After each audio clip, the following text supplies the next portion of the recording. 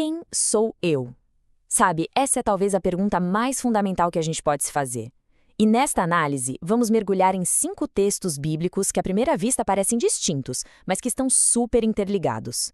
Juntos, eles constroem uma jornada incrível sobre como a nossa identidade é formada, como ela é revelada e, às vezes, como ela pode se perder no caminho.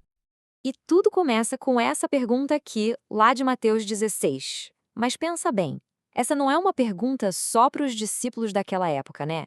É uma pergunta que ecoa até hoje na vida de cada um de nós. Ela meio que nos coloca na parede, forçando a gente a pensar, tá, como que os outros me veem? E mais importante ainda, como que eu mesmo me entendo? Porque, no fim das contas, essa busca por identidade não é algo exclusivo de figuras históricas, de jeito nenhum.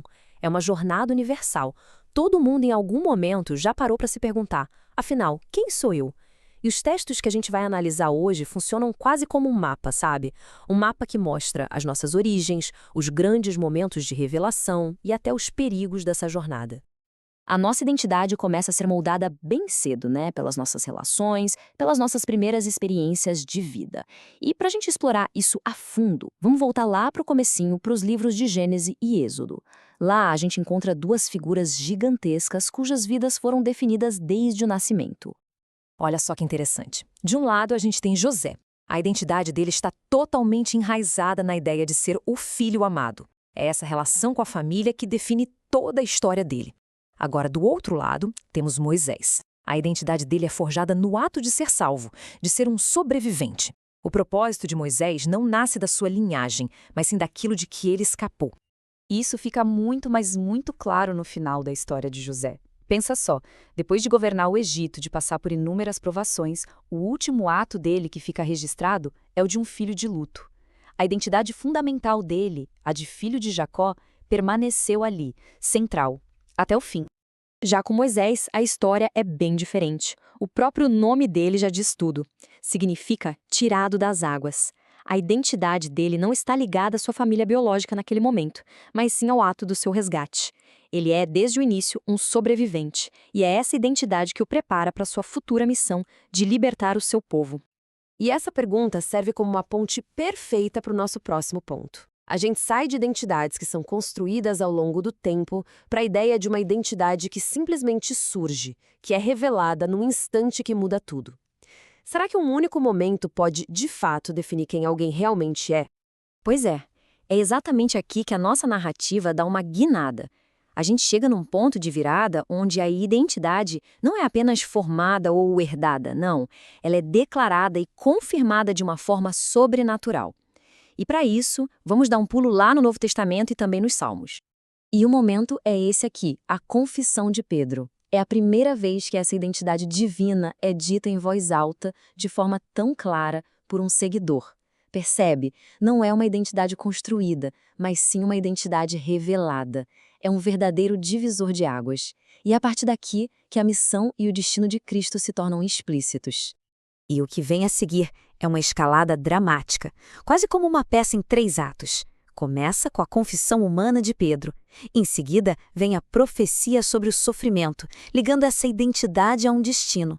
E, por fim, o clímax na transfiguração, onde a glória divina se manifesta visivelmente. É uma progressão muito rápida que vai da palavra à realidade. Mas aqui tem um ponto crucial. Uma identidade afirmada divinamente não é algo abstrato, puramente espiritual. De jeito nenhum. Ela traz consequências bem reais, bem concretas. Poder, honra, autoridade. Para a gente entender isso melhor, vamos dar uma olhada no Salmo 21. O Salmo 21 descreve o rei ideal, alguém cuja identidade como escolhido de Deus se traduz em todas essas bênçãos tangíveis. A identidade real, nesse caso, não é só um título, é uma fonte de poder, de glória e de realização. A gente vê claramente como a confirmação divina resulta num status que é simplesmente inabalável. Bom, depois de explorar a construção e a revelação gloriosa da identidade, a nossa conversa toma um rumo um pouco mais sombrio. Agora, a gente entra na parte do aviso, uma história de advertência sobre como uma identidade e um propósito podem ser corrompidos e, no fim, perdidos.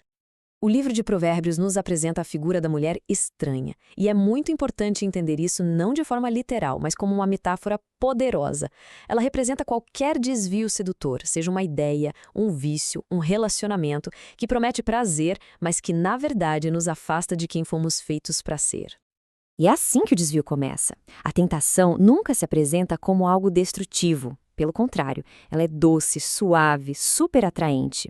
É a promessa de algo fácil e prazeroso que nos puxa para um caminho perigoso, mascarando completamente as suas verdadeiras consequências.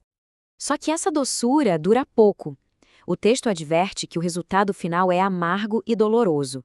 A realidade por trás da sedução é cortante, como uma espada, causando um dano profundo e duradouro à nossa integridade e, no fim, à nossa própria identidade. E aqui está o aviso final, sem rodeios, direto ao ponto. Este caminho não leva apenas a um desvio ou a um erro, ele leva à destruição total. É a perda completa do propósito, da identidade e da própria vida. Uma advertência muito poderosa sobre as escolhas que fazemos e os caminhos que seguimos. E assim, a nossa jornada por esses textos nos deixa com essa pergunta. A gente viu a identidade forjada na filiação, a identidade revelada na realeza e, por fim, a identidade perdida na perdição. Isso nos convida a refletir quais caminhos estão definindo a nossa vida e, no final das contas, em quem estamos nos tornando.